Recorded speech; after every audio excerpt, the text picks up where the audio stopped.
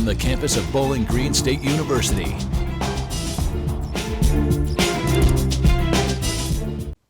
Hello and welcome to BG24 Homecast. Today is April 20th. I'm Jennifer Albright. The state of Ohio has been under a stay-at-home order for about a month now. However, Governor DeWine says he plans to slowly start opening businesses once again starting May 1st. The CDC is updating how they count coronavirus cases. The organization says they've received new recommendations that advise probable cases be reported along with confirmed cases. Wood County started reporting probable cases more than a week ago. Ohio is doing the same. The governor says that probable and confirmed cases will be reported separately in order to remain transparent and track the numbers. A confirmed case is defined as a person with a positive laboratory result for COVID-19. A probable case is defined as someone who hasn't been tested for COVID-19 but is likely to have the illness because of proximity to someone with a confirmed case. They'd also be showing symptoms of COVID-19. A probable case must also have no other diagnosis. The World Health Organization says there are 2.4 million cases across the world and 166,122 confirmed deaths. The CDC says the highly contagious virus has infected more than 766,590 people in the U.S. and has killed 40,665 people. Here in Ohio, the CDC confirms that there are 11,602 cases and 471 people have died. Locally, the Wood County Health Department is reporting having 84 cases and 9 people have died.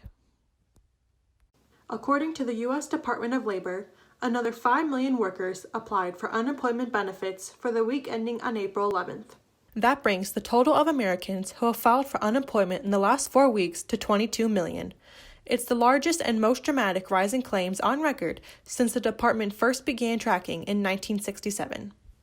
In Ohio, the Department of Jobs and Family Services allows people to file online for unemployment benefits. BG24 reporter Julia Moss shows you how. Due to the coronavirus, the impact of jobless claims has surged over the past few weeks. The Ohio Department of Jobs and Family Services is willing to help people file for unemployment due to the coronavirus shutdowns.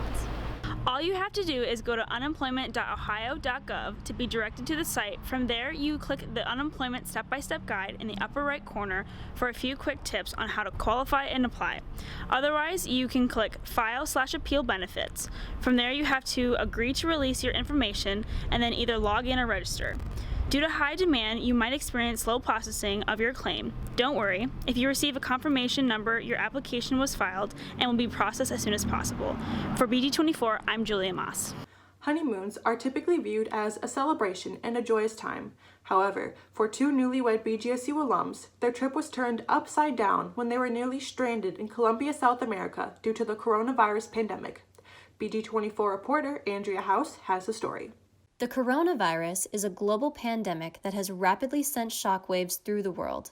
I spoke with BGSU alums Emily and Aiden Hubble-Stabley about their experience during their honeymoon at the start of the outbreak in Colombia, South America. We were in Colombia, so we started in Cartagena, Colombia, then we went to Medellin, and then we kind of ended in Bogota. They were not entirely concerned about the virus when they first arrived, since Colombia had no reported cases at the time. However, the numbers increased rapidly. Everything that happened kind of happened in the span of 48 hours. Basically, we were doing all of our tours. The only thing that really got canceled from our tours to begin with were the museums. They closed all the public museums. We were actually on a tour in rural Colombia when we found out that they were starting to shut stuff down. We got back to the hotel, we realized that our flights were canceled back home. When we originally went to Colombia, there were no reported cases of coronavirus in the country. A couple of days being there, they had officially announced that they had their first cases. The first time they announced that they had 3 cases. When they did the second big announcement,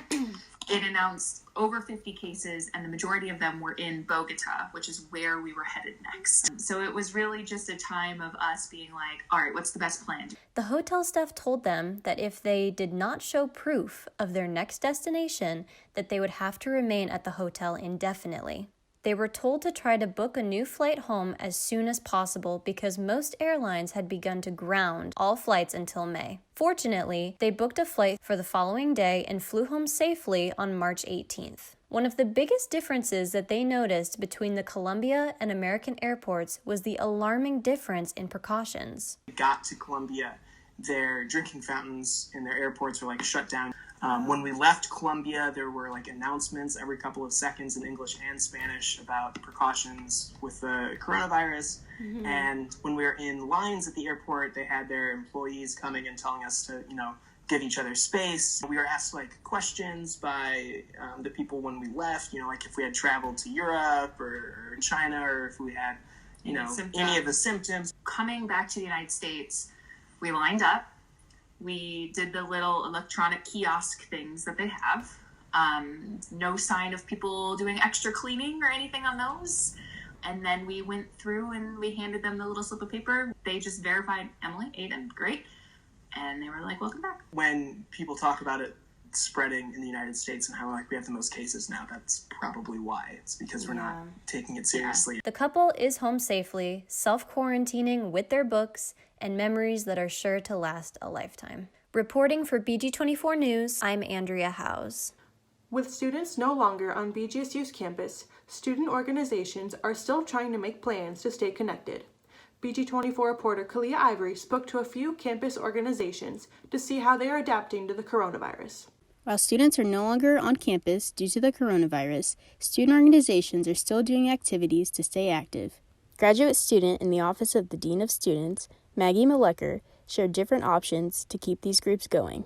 So the first tip that I have for you is the BGSU Student Leaders Facebook page. This page is a great way to meet other organization officers and members and see what other orgs are doing, get resources and ideas from them, maybe even find collaboration opportunities there, plan a virtual event or game night with another org. And this page is actually connected to the Marvin Center for Student Leadership, which is a fantastic resource that you all have access to. Another tip that I have for you is a list actually that I sent out to the organization officers. It's 10 fun ways to stay virtually connected to your org, and there's a lot of great ideas and suggestions on there about fun things that you can all do together through the web or through other opportunities. So hopefully those were some fun tips and tricks for you, and I know that this is a difficult time, but I hope you're all staying safe and well and staying connected. During this time, student organization leaders are staying positive and making plans their group can participate in. Kate Jefferson and her organization, ICRE, recently watched the film Freedom Riders and had a discussion afterward. I heard about the movie from a lot of people, but I never got the chance to watch it, and then it finally came out on Netflix. So I watched it, and then I was like, well, this relates perfectly. So I wanted to somehow continue our organization remotely since we didn't get to do a lot before we left. So I was like, well, we could just do a discussion we did it on Google Hangouts. And so a lot of our meetings on campus will be discussion-based. So it kind of gave us practice for what they're going to be like. So it was a lot of fun. We talked about how we can be like the teacher in the movie, and pretty much if we've related to any of the students and what they're going through, and why it's important to get to know your students and their backgrounds. So. Another student group called Curly Connection created a giveaway contest. President Cornesia Sanford and graduate advisor Elijah Parks shared the development of this idea. So Curly Connection is a natural hair organization that we started on campus in 2018. Basically, we started it as a resource and to create a community for students of color to basically embrace their natural hair, and we promote self-love. So our organization, we do a lot of things as far as general body meetings where we teach our members how to make different things from natural products. We also do things like Tip Tuesdays where we give them nice tips about natural hair treatments they could do. So we came up with the idea to give away some hair kits just to, I guess this was just us doing our small part in this huge shared traumatic experience that everyone is experiencing, because no matter where you are, where you're at, you're going through this, and saying if there's something we can do to help, let us know. Here's just a little piece of that. So we created 5 kits in total. 2 of them are for guys and 3 of them are for girls. 2 wave kits and 3 curl kits. And we just did a giveaway, which I think we got a really good response on the giveaway. A really great amount. Yeah. Yeah, I think I know definitely over 30 people entered it. So that was actually really good. I was actually really pleased with that. So I'm excited for us to announce the winners. For more information on general body events for student organizations, check your weekly campus updates. Reporting for BG24 News, I'm Kalia Ivory. For some good news this week, animal shelters are seeing an increase in adoptions and fosterings as people are forced to stay at home. That's happening right here in Wood County, too. The assistant shelter manager at the Wood County Humane Society, Christina Franks, says that there are no dogs at the shelter. All 16 dogs are now in foster homes. The shelter has stopped adoptions until the stay-at-home order is lifted, but they're still accepting applications for fostering and adoptions. If you're interested in fostering a dog or cat, all you have to do is email Christina Franks to begin the process. I spoke with a local resident on why she decided to adopt a dog right before the stay-at-home order was placed. Hi, I'm Lauren. This little boy right here is Bennett.